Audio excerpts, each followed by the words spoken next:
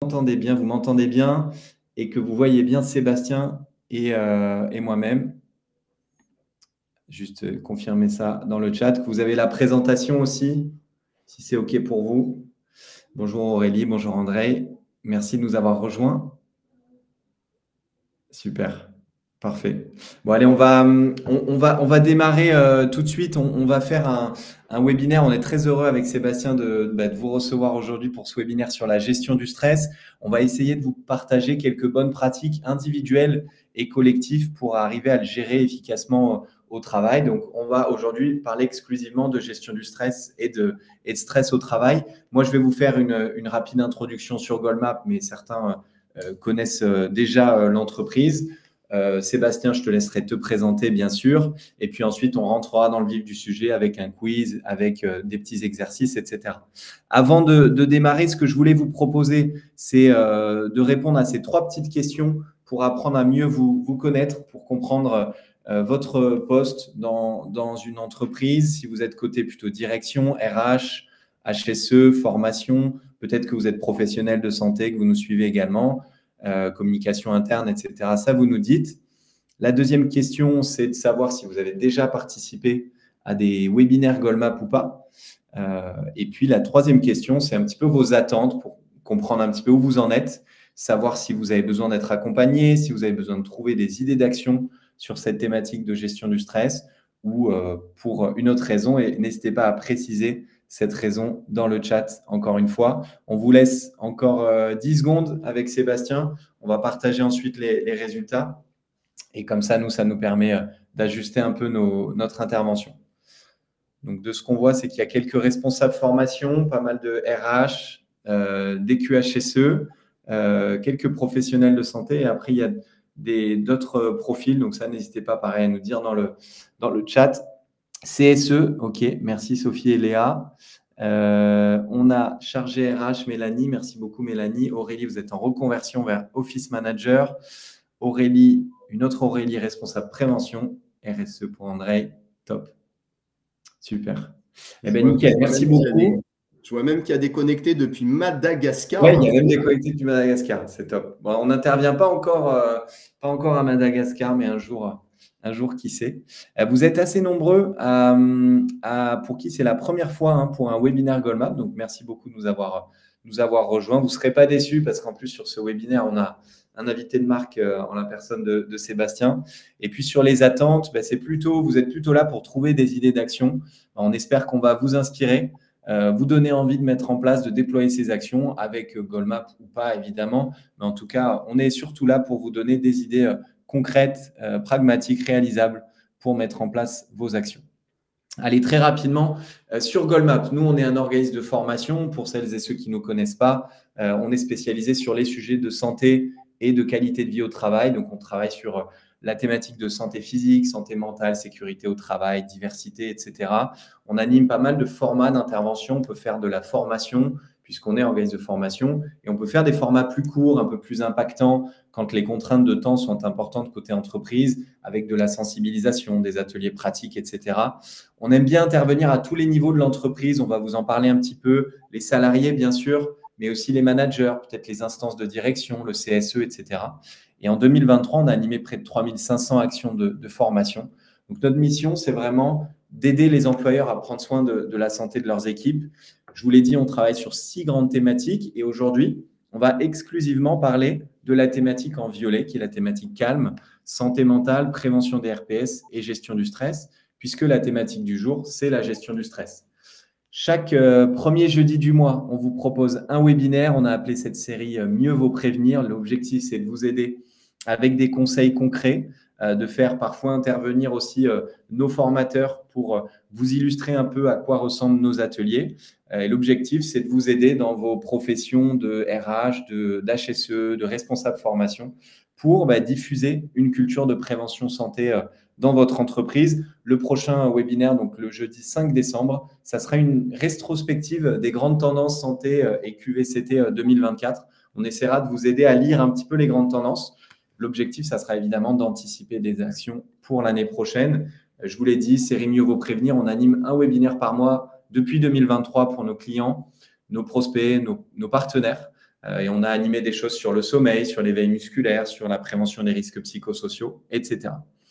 Voilà pour l'introduction très rapide. Sébastien, merci beaucoup d'être parmi nous aujourd'hui. On est ravis de ta présence. Je vais te laisser te présenter évidemment. Et juste un petit mot, une petite anecdote aussi auprès de nos participants aujourd'hui. Sébastien, tu fais partie quasiment des premiers formateurs qui nous ont fait confiance. Il y a un petit bout de temps, je me souviens, on avait discuté avec toi pour une intervention pour le CEA. C'était un petit peu à l'arrache, entre guillemets, parce que c'était en dernière minute. Et tu t'étais dit, bah, je vais leur faire confiance, même si je ne les connais pas. Et donc, j'en profite aussi pour te remercier, Sébastien. Et pour celles et ceux qui sont parmi nous, Sébastien fait vraiment partie de nos meilleurs intervenants, à la fois en termes de nombre de volume d'intervention, mais surtout en termes de qualité d'intervention. Donc, merci beaucoup, Sébastien, d'être là aujourd'hui. Ben, merci à toi. Ouais, ça fait bientôt 6 ans, hein. Mine de rien. J'ai pris quelques cheveux blancs depuis. Et oui, bah, comme le montre la photo, bon, déjà, bonjour à tous. J'ai passé un petit moment dans l'armée de l'air, puisque j'ai fait 23 ans. Et j'étais moniteur de sport, mais particulièrement pendant une grosse dizaine d'années, j'ai été responsable des techniques de préparation mentale des forces armées. C'était un poste important, puisque ça m'a fait faire beaucoup de déplacements, de missions, d'audits au travers de grandes unités opérationnelles, les pilotes de chasse, les contrôleurs aériens, les sous-mariniers, puisque j'étais sous commandement Marine nationale pendant un moment aussi, les forces spéciales, etc., etc. Mais ça marche à tout niveau hiérarchique de la pyramide, que ce soit de l'armée, mais aussi de l'entreprise. Et donc, ce qu'on entend par préparation mentale, grosso modo, c'est l'accompagnement des facteurs de contre-performance individuels et collectifs qui peuvent passer par la gestion de la communication, la gestion des conflits, du coup, mais aussi la capacité à gérer le stress et les émotions, donc à faire face aux situations complexes qui nécessitent des prises de décision rapides. Ça va être aussi, et c'est ma grande spécialité, l'accompagnement en prévention des fatigues physiques et mentales, notamment l'amélioration de la qualité du sommeil et faire face au creux d'hypovigilance. Voilà, grosso modo. Donc, on rentre bien dans ce cadre santé et sécurité que prône Goldmap. Et ce pourquoi, bah, ça fait bien 5-6 ans que j'interviens pour toi, Arthur, notamment. Ouais. Voilà. Bah, merci Sébastien. Effectivement, là, j'ai noté expert de la gestion du stress, mais à travers les techniques d'optimisation du potentiel, tu travailles, tu le disais, sur pas mal d'autres sujets. On va en parler aussi en fin de webinaire, le lien entre la gestion du stress et puis d'autres domaines de notre santé, de notre bien-être qui impactent évidemment notre capacité à être résilient et à bien gérer le stress.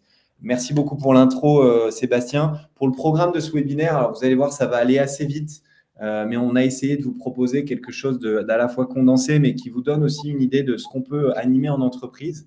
Le début, ça va être un petit quiz. On va vous faire travailler un peu. On veut vous aider à faire le point sur vos connaissances en termes de gestion du stress.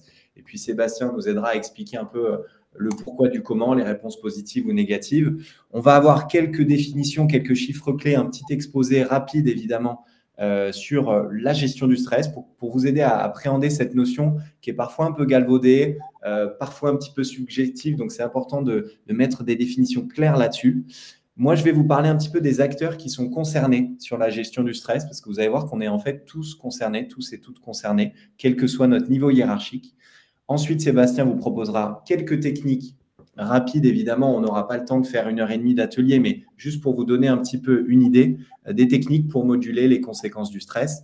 Et puis, on finira par des idées d'action concrètes pour une bonne gestion du stress individuel et collective dans votre entreprise ou dans votre organisation.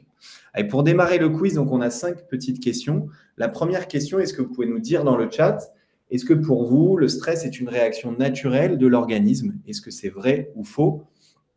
Et on va vous expliquer avec Sébastien. À chaque fois, on va commenter la réponse. Donc, c'est vrai pour la plupart des répondants. Merci beaucoup.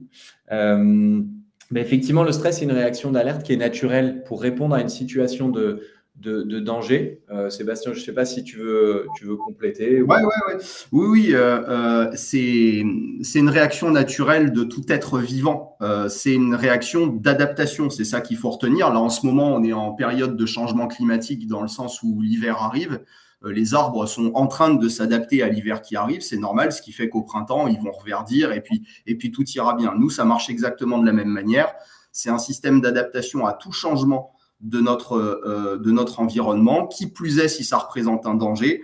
Alors moi, je retiens c'est un acronyme, hein, l'acronyme CINE, C-I-N-E, pour montrer quels sont les facteurs déclenchants des mécanismes du stress. C'est tout ce qui va représenter une notion de perte de contrôle. Donc, il y a la notion de contrôlabilité à travers le C. Plus une situation semble, parce que tout est subjectif, et Arthur, tu l'as très bien dit tout à l'heure, la notion de subjectivité est très, très importante dans les mécanismes du stress. Donc, plus une situation nous semble contrôlable, moins elle sera vécue comme stressante, ce qui ne veut pas pour autant dire qu'elle ne sera pas stressante. Il y aura toujours, à chaque fois qu'il y a un changement dans mon environnement, une adaptation qui va passer notamment par une augmentation du rythme cardiaque, un changement de dilatation, un changement de dilatation, au contraire de contraction des vaisseaux sanguins, donc de tension artérielle, changement des rythmes respiratoires, l'objectif étant d'amener plus de sang oxygéné très rapidement et même parfois au-delà de notre champ de conscience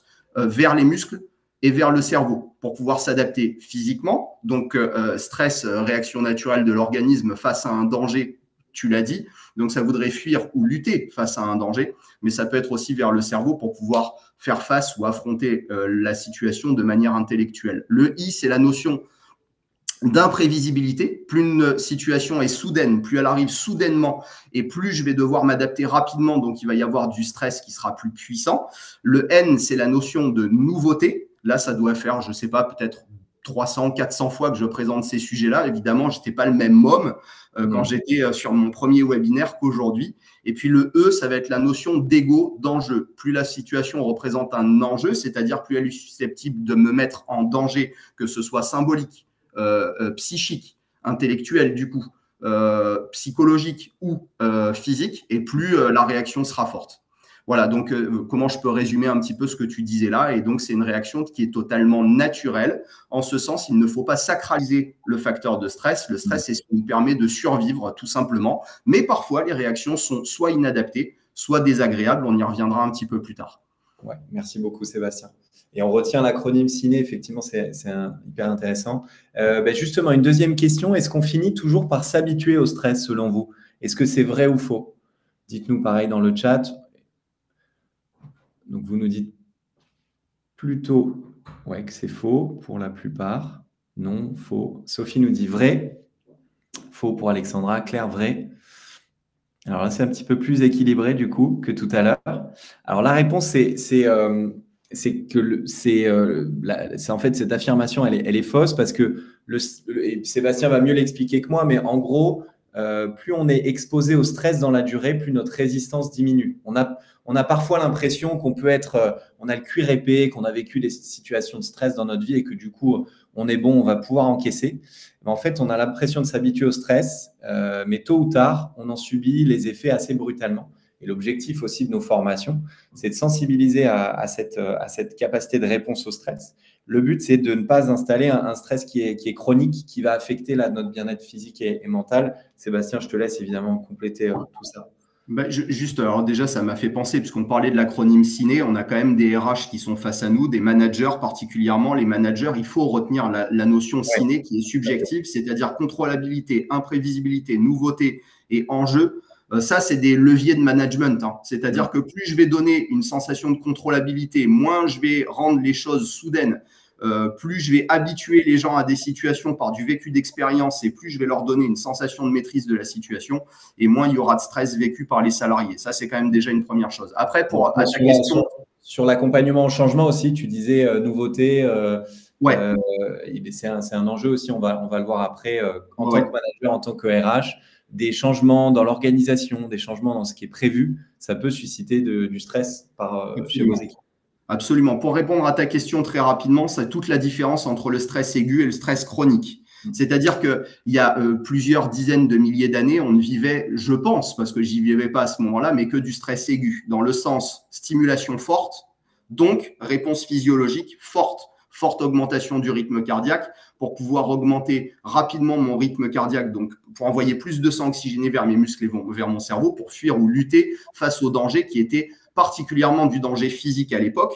Et aujourd'hui, on ressent encore ponctuellement ces situations-là. Si par exemple, vous manquez de vous faire renverser par une voiture en traversant la route, le rythme cardiaque aura augmenté très, très rapidement. C'est une situation de stress aigu. Aujourd'hui, notre quotidien n'est plus fait de stresseurs physiques, il est fait de stresseurs psychiques, pression hiérarchique, pression temporelle, pression financière, éco-anxiété, c'est nouveau, ça vient de sortir, pression sanitaire, c'est nouveau, ça vient de sortir. Ça va être aussi la prépondérance que j'ai à m'exposer aux écrans avec notamment le vécu anxiogène de l'actualité mondiale, par exemple, on est en plein dedans en ce moment, ce qui veut dire qu'aujourd'hui, on ne dispose plus de sas de récupération pour on va dire, récupérer du coup après un stresseur, parce que je suis stressé aussi bien chez moi qu'en dehors de chez moi. Et ça va être le phénomène d'accumulation face au stress. On a l'impression qu'il ne pèse pas lourd, mais on ne dispose plus d'espace de récupération. On a l'impression que payer les factures, on est habitué à ça,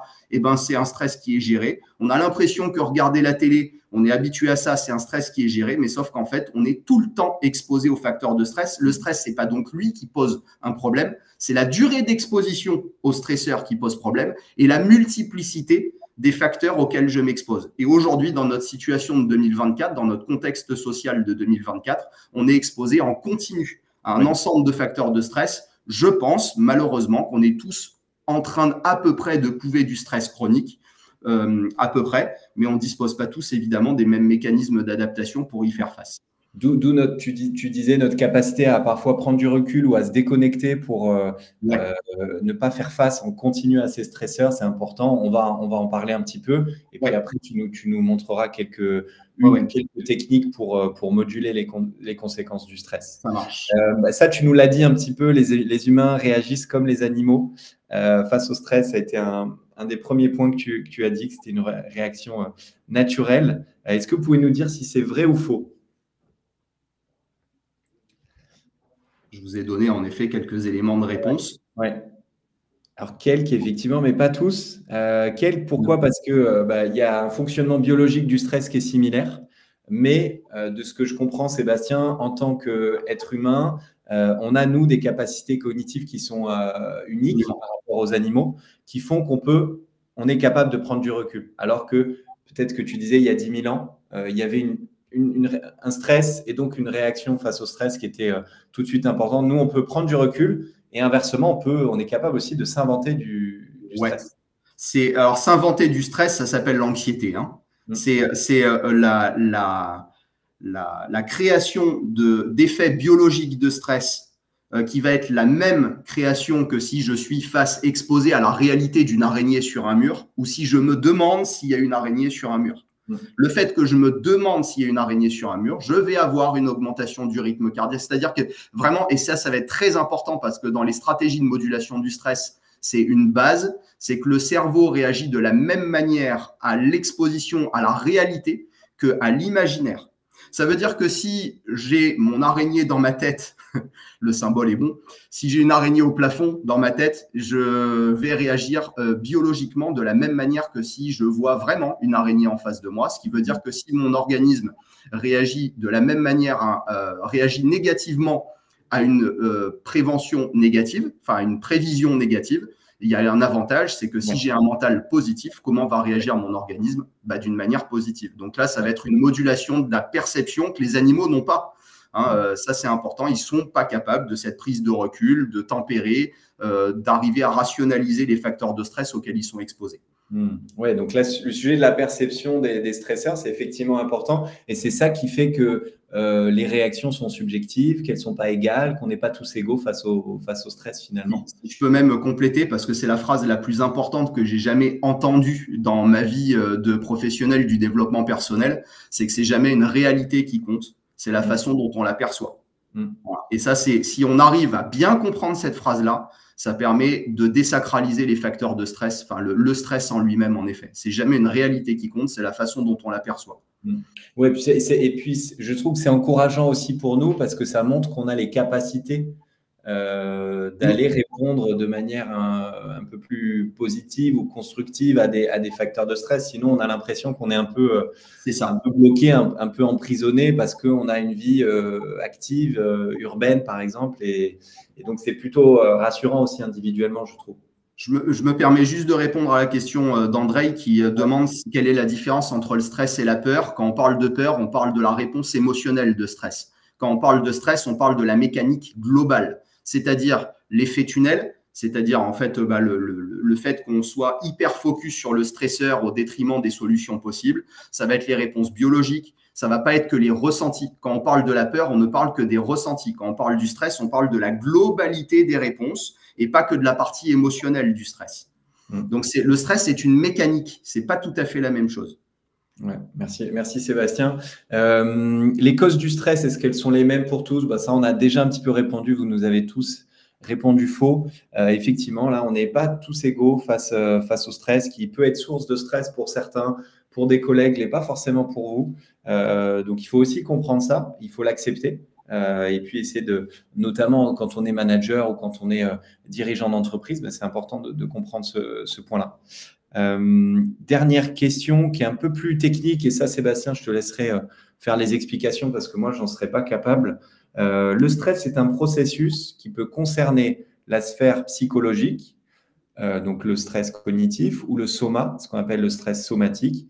Ces deux types de stress font intervenir des systèmes physiologiques et biologiques distincts. C'est un petit peu plus compliqué, mais est-ce que vous pouvez nous dire si, selon vous, c'est vrai ou faux? Et on aura un expert, heureusement, qui nous expliquera si ça l'est ou pas. Alors, vous me dites que c'est plutôt vrai. Hein. Faux, Sophie. Faux, Nicolas. Véronique, merci beaucoup. Je te laisse expliquer, Sébastien? Oui, c'est-à-dire qu'en fait, il y a une grande phrase qui dit que le stress, c'est une mécanique d'adaptation qui est non spécifique.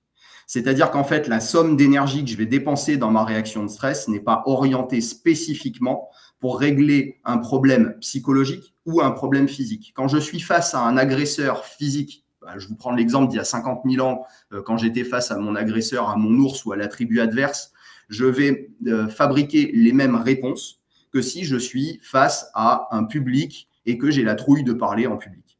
Donc, en fait, les systèmes qui sont produits ne sont pas spécifiques à la demande.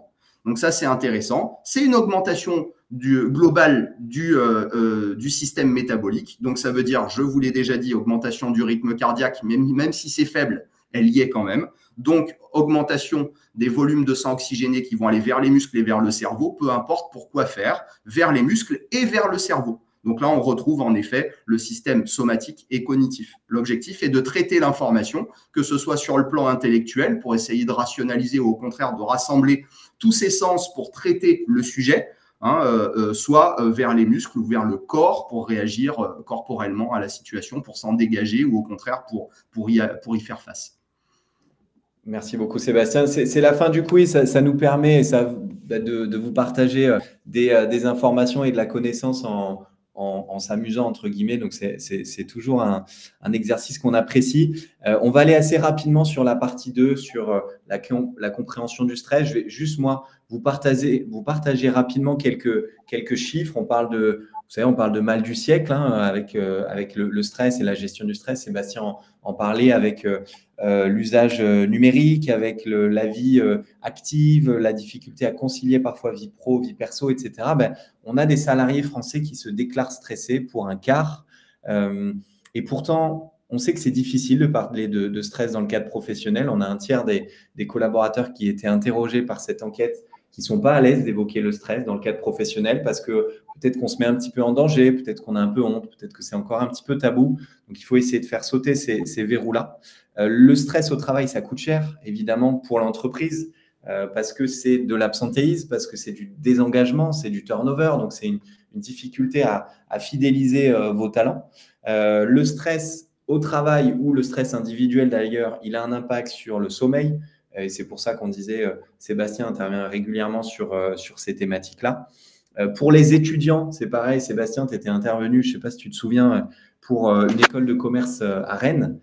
pendant le Covid, c'était plusieurs pour Goldman. Ouais, préoccupation majeure des étudiants, notamment pendant la crise sanitaire. Et donc, c'est pas uniquement la vie active, c'est pas uniquement les professionnels. Et important aussi, je sais que toi, Sébastien, dans tes interventions, tu parles beaucoup de vigilance. Mais en fait, il y a beaucoup d'accidents du travail, donc plutôt des chutes de plein pied, des chutes de hauteur, etc., qui pourraient être dues au stress. Il y en a 80% des accidents de travail selon cette étude. Très, très rapidement sur la définition. Pareil, là, Sébastien, peut-être je te laisserai, toi, interpréter, expliquer un petit peu cette définition du stress, qui est la définition de l'OMS. Le stress, il apparaît donc chez une personne dont les ressources et les stratégies de gestion personnelle sont dépassées par les exigences qui lui sont posées. Donc, tout est une histoire de moyens et d'exigences.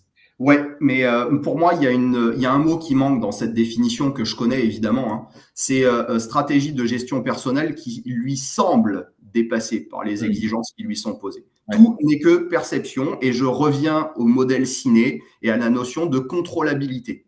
Est-ce que je dispose subjectivement dans mon esprit de moyens pour faire face à la situation? Voilà. Donc ça, c'est hyper important. Tout n'est que question de subjectivité et une espèce de balance entre ressources dont je dispose et contraintes de la situation. Si mes ressources sont plus fortes que les exigences de la situation, dans tous les cas, dans la façon dont je perçois les choses, dont je me perçois et dont je perçois les choses, le stress, il sera adapté. Et ça me permet d'ailleurs de répondre à la question de André, y a-t-il du bon stress quand on parle de pression positive? Le stress, en fait, on va parler de bon stress à partir du moment où les réponses sont adaptées. C'est comme ça qu'on sait s'il y a du bon stress. À partir du moment où les réactions de stress sont inadaptées, on parlera de stress inadapté, donc de mauvais stress dans un langage un petit peu courant. Donc, c'est comme ça qu'on va faire la différence. Tu prenais l'exemple de la prise de parole en public. Bon, j'ai l'impression que j'ai bien préparé ma présentation, que je suis à l'aise à l'exercice.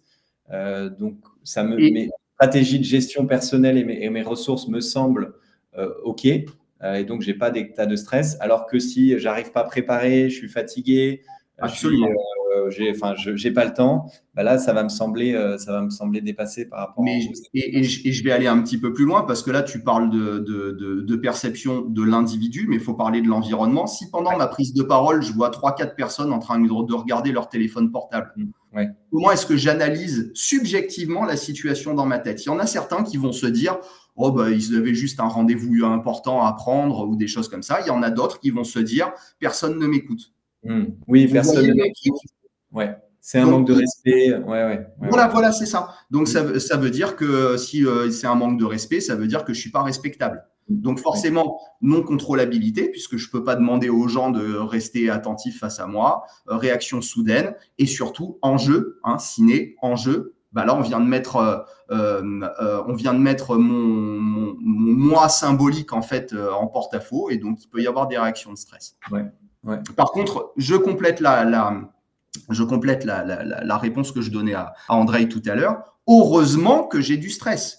C'est ce qui me permet, avant une prise de parole en public, je le rappelle, d'avoir plus de sang oxygéné qui monte vers le cerveau. Donc, d'avoir accès à ma mémoire, d'être réactif, d'être adaptatif face à la situation. S'il n'y avait pas de stress, il n'y aurait pas d'adaptation. Et en fait, globalement, je serais complètement inerte. On va appeler ça de l'hypostress. L'hypostress, c'est une réaction de stress inadaptée dans le sens où il n'y a pas assez d'engagement physique, intellectuel, émotionnel face à la situation. Ce qu'on va retrouver notamment dans les états de bore-out en entreprise, puisqu'on parle de burn-out quand il y a trop de stresseurs, bore-out quand il y a globalement pas assez de stresseurs. Ça va être de la désadaptation, notamment par le découragement, déprime, désengagement du salarié.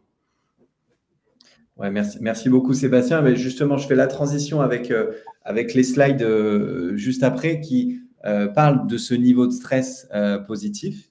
On l'a dit, donc tu l'as dit, brève augmentation du rythme cardiaque, légère des niveaux d'hormones du stress, etc. Donc là, on est dans une réponse physiologique adaptée.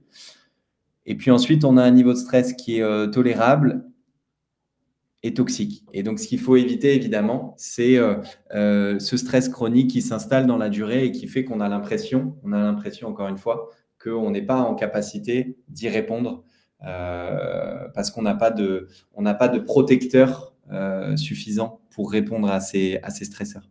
Donc, ça répond aussi à la question d'Andrei. Et puis, voilà, c'est une slide qui complète ce que tu disais, Sébastien, sur le stress positif, qu'on appelle aussi stress hormétique, qui augmente en fait notre longévité, qui permet aussi notre performance, qui nous met en mouvement. Mais attention, il faut qu'il reste à ce niveau-là, tolérable, positif ou tolérable. Il ne faut surtout pas qu'il atteigne le niveau critique et toxique. Le stress, on va en parler très rapidement, mais vous le savez, le stress chronique, il impacte profondément santé physique et santé mentale. Je pense qu'on a tous vécu, parmi les participants du webinaire, des états de stress qui ont un impact peut-être sur notre sommeil, sur notre humeur, parfois sur les maladies cardiovasculaires, sur notre dos. On dit souvent qu'on en a plein le dos quand on est stressé au travail. Ça va avoir un impact sur les TMS. Il y a des troubles psychiques, etc. Donc, voilà, c'est pour ça que c'est important d'être en capacité de traiter, de répondre, de gérer. Et puis, pourquoi on est là aujourd'hui ? Forcément parce que le stress a d'importantes conséquences au niveau collectif au travail. On en a parlé, que ce soit de l'absentéisme, quand le stress est chronique. Sébastien parlait du bore-out. On peut être ennuyé au travail, plus du tout stimulé, plus du tout motivé. Et donc, on va avoir tendance à multiplier les arrêts de travail, par exemple. Il peut y avoir un climat social qui est dégradé quand il y a des situations de tension parce que les équipes sont stressées. On est moins productif aussi quand on est stressé, parce qu'on est moins calme, moins serein devant les difficultés de la vie professionnelle au quotidien. Et puis, ça multiplie, on disait, les risques d'accident du travail. C'est très rapide, mais ça vous montre évidemment qu'au niveau individuel comme collectif, c'est très important de parler du stress, de sensibiliser, de former pour essayer de prévenir au maximum les impacts négatifs. Sur les acteurs concernés, je vais juste vous en parler très, très rapidement et puis ensuite, on enchaînera sur la partie un petit peu plus technique avec Sébastien. Il y a pas mal d'acteurs en fait concernés par la gestion du stress. C'est ce que j'aimerais que vous reteniez aussi aujourd'hui. Évidemment, les salariés, on doit tous se sentir concernés par une démarche de gestion du stress et de prévention des risques psychosociaux. On est en fait, en tant que salariés, les premiers acteurs de notre santé et de celle de nos collègues. Donc, on joue en tant que salarié auprès de ses collègues un rôle de vigie aussi, et qui est important pour faire remonter des informations provenant du terrain. Le manager de proximité, évidemment, le chef d'équipe, on va voir qu'il a un rôle important. La direction, bien sûr, parce qu'elle doit être en mesure d'identifier les bonnes pratiques à amplifier, de définir un plan d'action et puis de proposer un cadre de travail, un environnement de travail qui soit sain, qui soit sécurisant. Il y a évidemment les RH qui sont là pour diagnostiquer, imaginer, mettre en œuvre des démarches de gestion du stress et de prévention des risques psychosociaux. Il y a le CSE, bien sûr. Le CSE, il est représentant du personnel et donc il est là aussi pour communiquer auprès des salariés des actions de prévention qui sont mises en place. Donc, il y a pas mal d'acteurs. Et puis, le dernier acteur, c'est le médecin du travail, alors qui a un rôle exclusivement préventif. Mais le médecin du travail, il peut conduire des actions de santé au travail pour préserver la santé physique et mentale des collaborateurs. Et puis, sur le manager, juste une petite slide. Alors, on en demande évidemment beaucoup aux managers sur ce fameux rôle pivot. Et Sébastien, je sais que toi, tu interviens aussi beaucoup auprès des managers pour en faire des acteurs au quotidien des sujets de prévention, notamment sur la thématique de gestion du stress. Le manager, parmi ses missions, il y a être à l'écoute, assurer une communication avec ses équipes, veiller à assurer un environnement de travail sain, sécurisant, reconnaître, valoriser, mettre en valeur les comportements positifs, garantir l'équité, la justice. Il y a plein de choses, il ne faut pas tout attendre d'un manager, évidemment, mais ce manager de proximité, il a un rôle clé pour gérer et pour prévenir les conséquences néfastes de la gestion du stress. Un burn-out, par exemple, tu le disais, Sébastien, ou un bore-out, c'est aussi un échec pour l'entreprise parce qu'on n'a pas été capable de détecter les signaux, parce qu'on n'a pas été capable d'accompagner la personne. Et donc, c'est pas uniquement, c'est pas évidemment qu'un échec. Je me permets de compléter, Arthur, parce qu'il y a un troisième item sur lequel le manager est concerné. Enfin, l'entreprise globalement, c'est les préventions du brown out, c'est la perte de sens au travail. Et effectivement, un des rôles clés du manager ou du RH, c'est de donner du sens aux actions qui est faite par le salarié. Alors, pas seulement par la valorisation, mais aussi dans le respect des valeurs. C'est-à-dire que plus mes valeurs en tant que salarié collent à celles de l'entreprise, et plus ça ira, plus il y aura un écart entre les deux et plus malheureusement il y aura du désengagement. Et si je n'ai pas la force ou le courage de me désengager, il pourrait y avoir des états de stress dont les symptômes sont très très proches du burn-out. Ce pourquoi je vous en parle, parce que c'est difficile de faire la différence entre les deux en termes de symptomatologie. Ça va être perte d'appétit, ça va être insomnie, ça va être des problèmes cardiovasculaires, etc., etc. Donc là, on a les 3 items du syndrome dépressif au travail. Le burn-out, c'est le trop de charge. Le burn-out, c'est le pas assez de charge. Et le burn-out, c'est la perte de sens. Mais les 3 conduisent au même risque, finalement. Donc, en termes de manager, ça me semble important d'avoir ces considérations à l'esprit. Tout à fait. Merci beaucoup, Sébastien. Effectivement, sur la partie burn-out, donner un cap, donner une vision, des objectifs clairs, c'est important pour les collaborateurs pour toujours faire comprendre au quotidien pourquoi est-ce qu'on travaille, pourquoi est-ce qu'on demande d'atteindre ces objectifs, etc. Donc, on sait que le manager joue un rôle important, donc c'est important aussi de les accompagner et pas de s'attendre à ce que tout ça se fasse de manière hyper naturelle. Alors, la transition, justement, c'est de vous expliquer que le stress, ce n'est pas une fatalité et qu'il existe différents types de stratégies qui sont à la portée de chacun pour les gérer. Alors, des stratégies, il y en a pas mal. Il y a le fait de moduler les conséquences du stress. Il y a le fait, Sébastien en a parlé, de changer sa perception au stress. Et puis, idéalement, on supprime les sources de stress, sauf qu'on ne peut pas forcément supprimer toutes les sources de stress qui existent aujourd'hui. Et puis, il y a l'appui social qui est fondamental aussi pour se sentir soutenu dans des situations de stress. Aujourd'hui, on ne va pas avoir le temps, évidemment, de parler de tout ça. Mais je pense, Sébastien, que toi, tu vas pouvoir nous montrer une ou 2 techniques sur justement le fait de la capacité de moduler les conséquences du stress. Et puis sur la perception, tu nous en as pas mal parlé aussi. Ouais, là où je suis pas trop d'accord avec toi, Arthur, c'est que tu estimes que supprimer les sources de stress, c'est compliqué. Moi, je vous dis que c'est très facile. L'hyperconnectivité, par exemple, la gestion de l'hyperconnectivité, ça fait partie de la suppression des sources de stress. Le fait de ramener ces problèmes à la maison et de continuer à y penser. Alors là, je vais commencer à rentrer dans un petit peu dans un peu de technique. On va considérer que notre structure psychique repose sur un triangle qu'on appelle le triangle de Beck, B-E-C-K, si vous voulez aller faire des recherches, qui sont en fait l'interaction perpétuelle entre les pensées qu'on produit, les émotions qui en sont des conséquences, ou au contraire, les émotions qui sont à l'origine de nos pensées, et nos comportements. Pensées, émotions, comportements. Je vais vous donner un exemple simple. Il est midi là et Arthur m'appelle là à la fin du webinaire pour me dire franchement Sébastien, tu as raconté n'importe quoi, ça s'est très mal passé. 18h, je vais rentrer chez moi dans ma voiture, je vais choisir, et je dis bien que c'est un choix à ce moment-là, c'est donc très important de retenir ça, je vais choisir presque inconsciemment, mais du coup vu que c'est un choix ça devient conscient, c'est-à-dire que je vais choisir dans ma voiture de repenser à la discussion avec Arthur à midi. Je vais générer des émotions qui sont liées à ces pensées-là, puisque là, je produis des pensées qui vont générer donc des émotions qui vont être a priori négatives. Ça va être soit de la culpabilité, soit de la peur, soit de la tristesse, peu importe, peut-être même de la colère. D'habitude, quand je rentre chez moi à 18h et que je retrouve mes 3 enfants qui sont 3 ados qui sont en train de jouer au foot dans mon salon au milieu de mes bouteilles de rhum et de vin, grosso modo, quand je rentre chez moi avec le smile, vous savez quoi? Je suis cool avec mes enfants.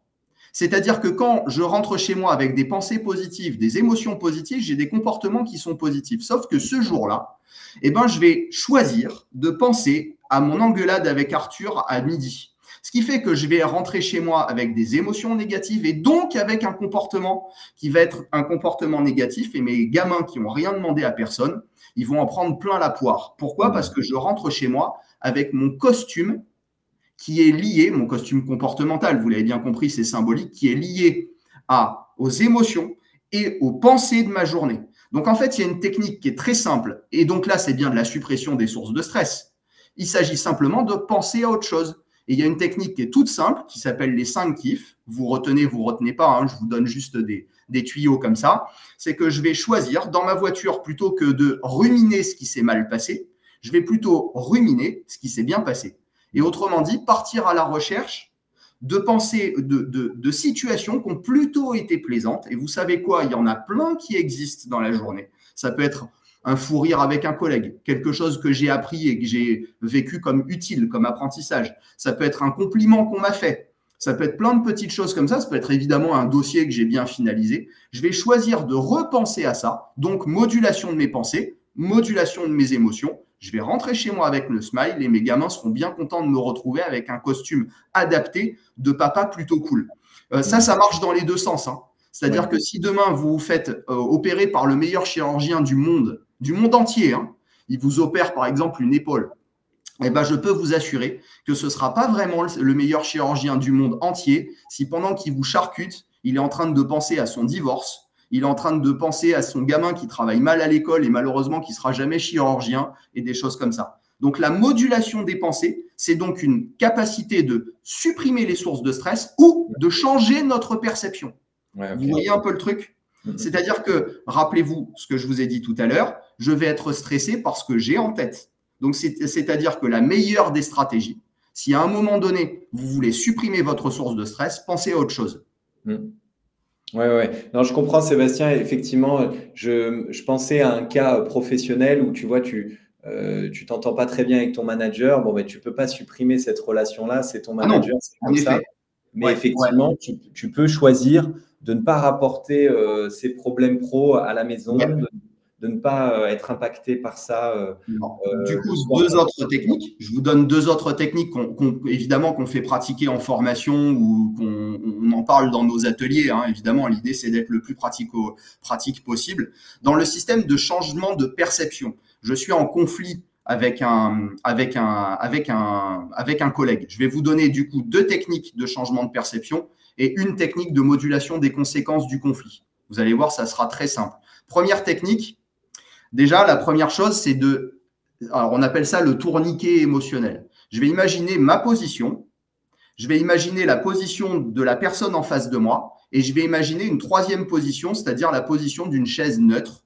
Je vais imaginer que ces trois positions sont mobiles, c'est-à-dire qu'en fait, je vais pouvoir switcher d'une position à l'autre.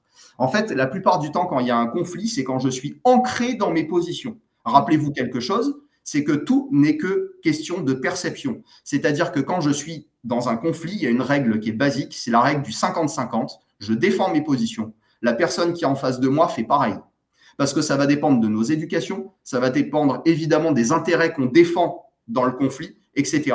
Donc, la première personne qui arrivera à désamorcer le conflit, dans tous les cas, sans désengager émotionnellement, sera la personne qui arrivera à faire tourner le tourniquet d'un cran dans la fameuse position de la chaise spectatrice, ce qu'on appelle la position méta, où je vais me rendre observateur de la situation, ce qui va me permettre de me rendre compte de comment je me situe, moi, dans la situation, hein, dans le conflit. Par exemple, je parle trop fort. Par exemple, effectivement, je suis trop près de la personne. Tant que je suis ancré dans mes certitudes, je ne m'en rends pas compte de ça. Ça me permet aussi, de cette position-là, de concevoir que je n'ai pas la vérité, je n'ai que ma vérité. L'autre changement de tourniquet, c'est essayer de comprendre ce que la personne défend, quels sont ses intérêts, quelles sont ses valeurs, etc. Il y a une technique qui est toute simple pour ça, c'est imaginer quand la personne va rentrer chez elle le soir, qu'est-ce qu'elle va raconter du conflit à ses proches.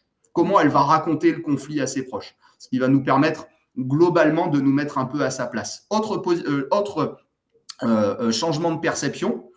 Je vous ai dit que la plupart du temps, le stress naît quand il y a une sensation de perte de contrôle. Quand on est en situation de stress, en général, enfin de conflit, en général, il y a une situation de perte de contrôle puisque la personne ne nous écoute pas, elle ne nous entend pas, elle ne nous comprend pas. Quelle que soit la situation de stress, ça va marcher. Appliquer les 5 C. Les 5 C, c'est quoi? C'est je vais me poser la question de est-ce que je peux contrôler la situation ou pas? Si je ne peux pas contrôler la situation, appliquer les 5 C, c'est con, c'est comme ça. Ça va être un changement de mes pensées, donc un changement de mes émotions. Objectif, c'est retrouver un comportement utile. Je vous donne un exemple tout simple. Demain matin, vous allez être en retard pour aller au boulot. Vous êtes réveillé en retard, vous êtes en retard pour aller au boulot. Et là, vous allez prendre votre chemin habituel qui passe par une rue à sens unique, manque de peau, vous vous retrouvez derrière un camion poubelle. Comportement inutile, klaxonner, insulter les boueurs qui font son boulot, etc., etc. Comportement utile, me désengager émotionnellement de la situation en me disant « j'ai choisi la mauvaise route, c'est comme ça ». Ce qui va me permettre d'abaisser mes émotions et du coup de retrouver peut-être un comportement utile. Le comportement utile dans cette situation-là, ce sera de prendre mon téléphone, de prévenir au bureau que je serai un peu en retard ou des choses comme ça. Autre chose, moduler les conséquences de stress, et vous allez voir que c'est méga simple et je vais vous inviter à le pratiquer maintenant si vous le voulez bien. Je vais vous inviter à desserrer votre mâchoire. Rappelez-vous, on est en situation de conflit, je vous montre en fait comment est-ce qu'on peut corporellement se désengager d'une situation émotionnelle. Desserrez votre mâchoire, relâchez la pression que vous avez dans les trapèzes, donc relâchez vos épaules. Vous n'êtes pas obligé de décroiser les bras. Si vous avez les bras croisés, il suffit simplement de relâcher la pression qu'on a dans les épaules. Et vous allez respirer par le ventre en relâchant la pression que vous avez dans les abdominaux. Laissez le ventre se gonfler, se dégonfler pendant que vous respirez. Et je vais vous demander maintenant de jouer le jeu à fond. Vous allez donc garder votre ventre desserré. Vous allez garder vos épaules relâchées et la mâchoire décontractée. Et essayez de vous mettre en colère. Et vous allez voir que ça sera très compliqué. Pourquoi ? En neurosciences, on a largement prouvé ces dernières années que ce n'est pas seulement le cerveau qui génère une implication corporelle. Le corps est lu en temps réel par le cerveau. C'est-à-dire que si à un moment donné, mon cerveau capte que mon corps est décontracté, qu'est-ce qu'il va se dire ? Que tout va bien. Et du coup, il va inverser la tendance émotionnelle. Donc, pensez à ça quand vous avez une montée de colère qui arrive. Focalisez votre attention sur les zones du corps qui sont tendues et plutôt que d'essayer de changer votre perception parce que c'est très compliqué à faire, déjà, occupez-vous à relâcher les zones contractées du corps qui sont inutilement contractées. Et en l'occurrence, quand il y a de la colère, en général, c'est avec implication de la mâchoire, implication des épaules et changement des rythmes respiratoires avec une contraction des muscles abdominaux, donc relâcher les abdominaux. Voilà, donc là déjà, on est pas mal avec ça. Ouais, merci beaucoup Sébastien. Et puis dans les deux premiers points, je pense que tu as cité, il y a la question de l'empathie aussi, d'être capable de comprendre les réactions de l'autre, de comprendre sa manière de raisonner, de comprendre ses arguments, que ce soit avec le collègue, avec le manager avec lequel on ne s'entend pas, ou avec les boueurs de devant qui fait que son travail, d'être capable de se mettre dans la peau de la personne qu'on a en face ou à côté. C'est souvent une bonne manière de changer en fait sa perception du Néanmoins, je vais quand même faire une ouverture. L'empathie, elle est permise grâce à l'implication de certaines zones de notre cerveau. En l'occurrence, il n'y a pas qu'elle, mais en l'occurrence, le cortex préfrontal. Plus je suis fatigué, plus je suis en dette de sommeil, moins j'ai de capacité empathique. Pourquoi ? Parce que je cherche à être en économie d'énergie. Donc, je vais raccourcir mes circuits cérébraux pour laisser libre cours à mes émotions plutôt que d'arriver à prendre du recul. Et là, je vais faire un lien qui est indispensable selon moi avec le sommeil dont tu parlais tout à l'heure. C'est-à-dire que si je veux gérer mon stress, il faut aussi que je sois capable de le faire cérébralement, cognitivement parlant. Et le seul moyen pour ça, c'est de gérer, de prévenir ces états de fatigue. Donc, ça veut dire que pour moi, il n'y a pas de gestion du stress s'il n'y a pas une bonne hygiène du sommeil. Ce pourquoi, d'ailleurs, j'en ai fait une de mes spécialités parce que pour moi, les deux sujets sont indissociables. Oui, bien sûr. Ouais, c'est clair. Mais ça, d'ailleurs, on le remarque, je pense, au quotidien, quand on a une nuit un peu plus agitée, on est plus irritable. Exactement. Avec la famille. Moins patient, moins tolérant, etc. Bien sûr. Ouais. Top. Merci beaucoup, Sébastien. On ne va pas forcément avoir le temps de faire les exercices, mais Sébastien vous a proposé quelques techniques. Il y en a d'autres, évidemment. Vous pourrez découvrir sur Internet, dans pas mal d'endroits différents. Il y a les exercices de respiration abdominale et il y a le scan corporel. Est-ce que peut-être, Sébastien, sans forcément avoir le temps de le faire complet, est-ce que tu veux parler peut-être de cette technique de body scan ? Oui. Alors, il y a deux façons de le faire. C'est soit la prise de conscience de mon état corporel sans y apporter de modification, soit j'essaye d'apporter des modifications à mon état corporel. Et c'est ce qu'on a fait très rapidement dans l'exercice précédent. C'est une version flash, en fait, du scan corporel que je vous ai proposé, adapté à une situation. C'est-à-dire que pour moi, et je reviens là-dessus, c'est essentiel pour moi, il y a deux façons de gérer le stress. C'est trouver des techniques flash ultra rapides, et je vous en ai proposé quelques-unes tout à l'heure, qui sont adaptés en fait à la gestion de crise, c'est-à-dire disposer d'outils pour faire face à une situation complexe et disposer d'outils à pratiquer, j'ai envie de dire, à l'état de calme, c'est-à-dire à l'entraînement, ce que j'appelle la gestion de crise et la gestion de fond, pour augmenter notre résilience, tout simplement pour optimiser un temps de repos ou pour nous rendre un peu plus malléables et physiquement et psychologiquement aux crises quand elles arrivent. Alors, Arthur, est-ce qu'on a 3 minutes? Ouais, vas-y. Je ferai une conclusion un peu rapide. Eh bien, ça marche. Eh ben, dans ces cas-là, je vais vous proposer 3 minutes de petite pratique où on va justement faire ça très, très rapidement. Je vais vous proposer de vous installer tranquille. Prenez une belle inspiration. Vous êtes libre de fermer les yeux sur l'expiration ou de garder les yeux ouverts. Et dans ces cas-là, fixez un point devant vous et je vais vous proposer d'écouter votre respiration. Sans forcément la changer, juste écoutez vos rythmes respiratoires. La fréquence, les volumes respiratoires et par-delà l'implication du corps, le ventre qui se gonfle, les côtes qui s'écartent.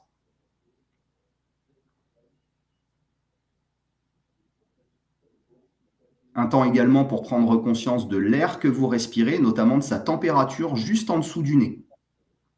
Et notez que cet air est frais et agréablement frais, juste en dessous des narines. Je vais vous proposer sur une prochaine inspiration de ramener cet air frais dans votre nez.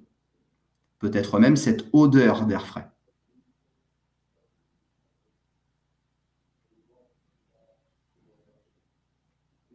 Puis jusque dans la gorge. Puis jusque dans les poumons, jusque dans le ventre.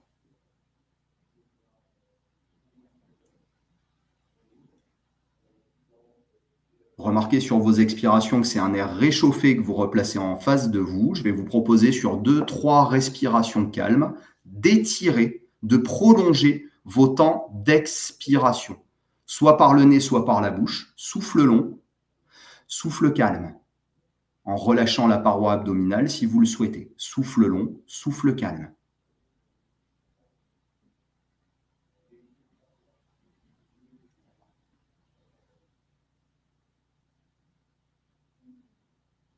Puis tout en reprenant une respiration normale, je vous invite à poser ce calme-là sur le sommet de votre crâne, à le faire glisser sur le front, jusque dans les sourcils et les tempes.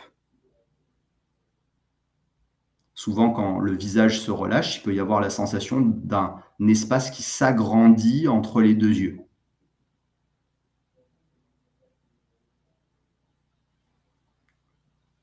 Mâchoire relâchée, posez du calme également sur le sommet de vos épaules, de façon à ce que vos bras retombent librement vers le sol. Chaque muscle des épaules, biceps, triceps, avant-bras qui se détend. Et même les articulations qui se déverrouillent, qui se relâchent.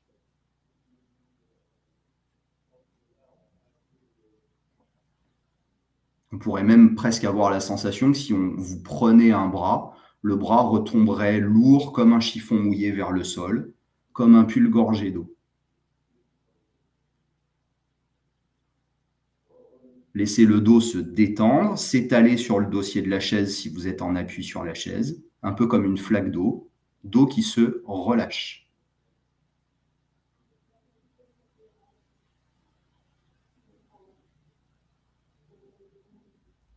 Quelques instants également pour relâcher la région du bassin, muscles fessiers, les cuisses à l'avant et à l'arrière, jusqu'au bout des pieds, les jambes se détendent.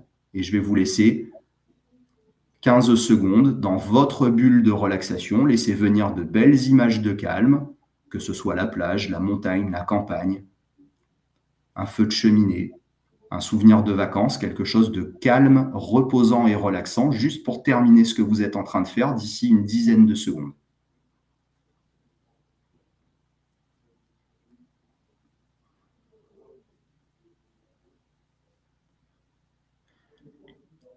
Voilà, juste avant de finir, prenez conscience de ce que vous avez produit comme état de relâchement musculaire et ou mental pendant ces 4-5 minutes de séance et commencez à vous réorienter vers la fin du webinaire. Vous pouvez reprendre conscience de votre respiration en la dynamisant un peu plus, vous étirez comme le matin au réveil vous frottez le visage. Donc, vous voyez, ça sont des exercices qui sont très, très, très simples à faire. Et quand on a du temps, et quand on n'en a pas, rappelez-vous, mâchoire, épaule, ventre, pour gérer une situation. L'exercice que là, on vient de faire là, on n'est pas obligé d'avoir une demi-heure devant nous. On pourrait optimiser un temps faible, en fait, en se décontractant, en se préparant à ce qu'on a à faire juste après, simplement en apprenant à se détendre rapidement, ce qu'on pourrait appeler une sieste flash ou une power nap. L'objectif n'est pas de s'endormir, c'est d'apprendre à se reposer, à créer du relâchement physique et mental. Juste pour finir le petit débrief, il y a un truc, c'est un outil très intéressant, j'ai oublié de vous le dire. À un moment, je vous ai demandé de prolonger vos temps d'expiration. Vous vous rappelez? Pourquoi? Parce qu'on va stimuler le système nerveux parasympathique sur les phases d'expiration. Pour vous la faire courte, quand on inspire, le rythme cardiaque augmente. C'est pour tout le monde pareil, c'est mécanique. Quand on expire, le rythme cardiaque diminue. Stimulation du système nerveux sympathique à l'inspiration, du système nerveux parasympathique à l'expiration. Donc, si j'ai envie de contrôler mon rythme cardiaque et d'ouvrir une brèche vers la détente musculaire et mentale, prolongez vos temps d'expiration, par exemple avant une prise de parole en public, par exemple avant de vous endormir, par exemple pendant un temps faible en journée pour récupérer. Donc ça, c'est ce qu'on appelle dans mon jargon en technique d'optimisation du potentiel une respiration relaxante qui nous permet donc d'ouvrir une brèche vers le repos. Voilà. Merci beaucoup Sébastien. Ce qui est intéressant, c'est effectivement que c'est des techniques qu'on peut répliquer au quotidien, qui ne nécessitent pas forcément d'avoir une heure, d'être en condition, habillé, sur un coussin de méditation. Il y a plein de choses qu'on peut mettre en œuvre au quotidien et au niveau pro comme perso. D'ailleurs, je pense que ces techniques, elles sont utiles à tout moment de la vie. On va conclure ce webinaire avec, je vais juste vous parler en 5 minutes des quelques idées d'action qu'on vous propose pour une bonne gestion du stress individuel et collective. Alors, ça va reprendre évidemment des éléments dont on a parlé, qu'on a évoqués ensemble.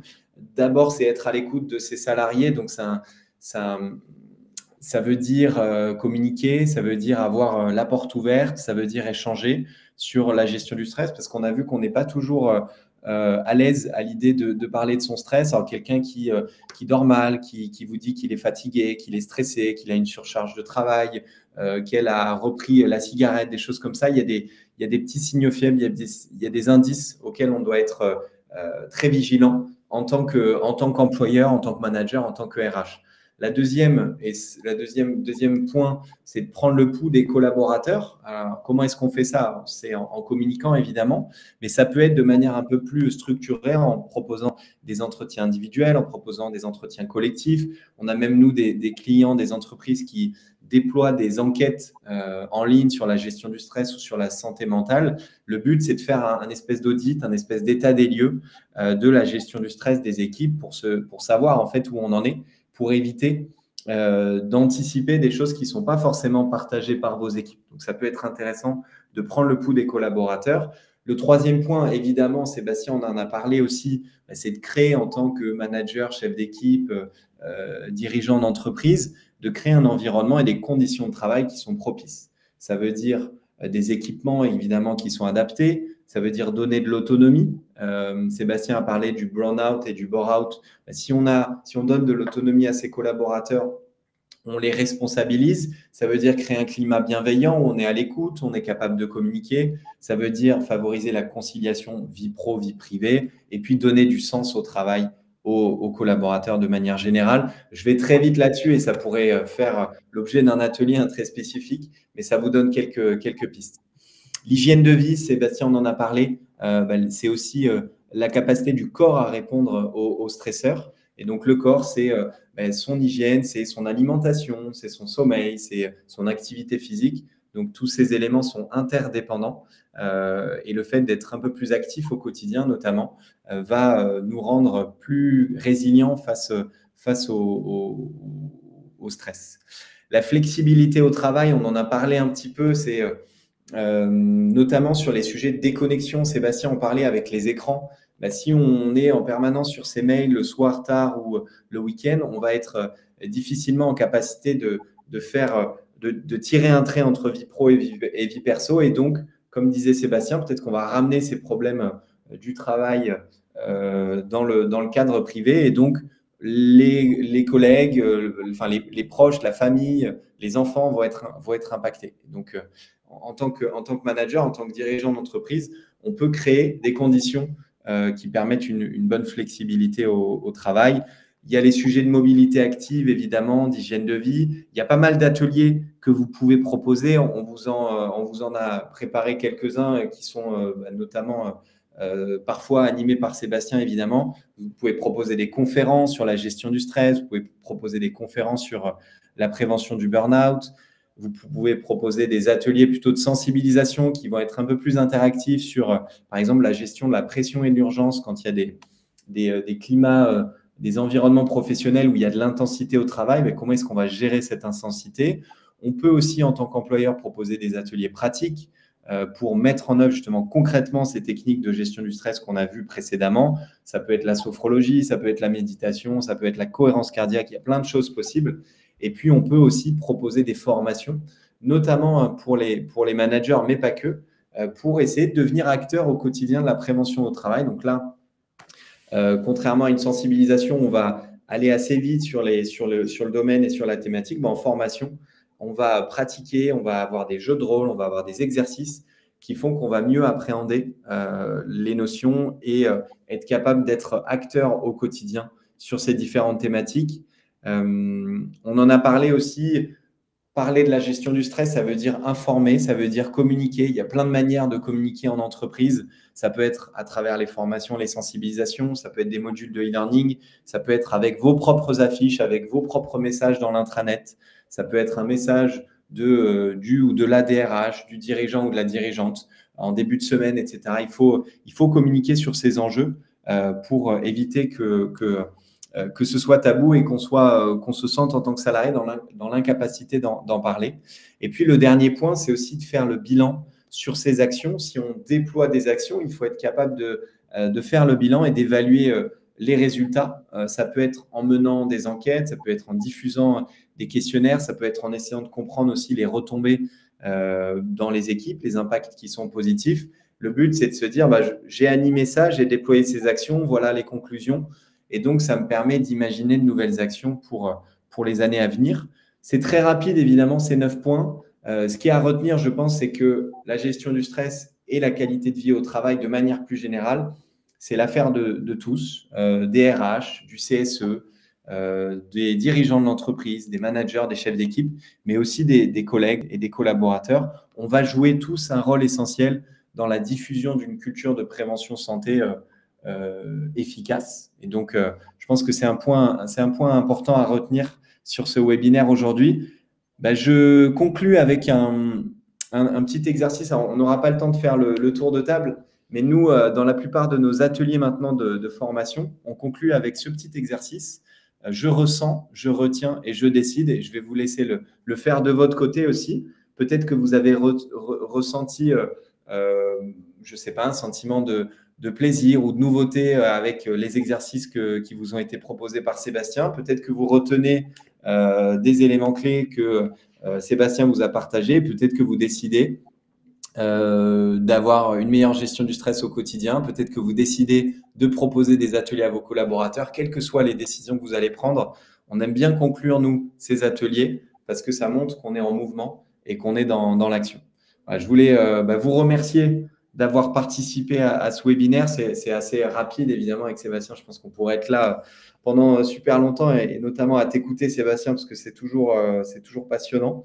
Et depuis les 6 ans, ça l'est toujours aussi. Donc, encore un grand merci, Sébastien, d'avoir joué le jeu, d'avoir partagé tes techniques, tes connaissances aussi. Merci à vous dans le chat d'avoir participé. On se tient évidemment à disposition si vous avez des questions.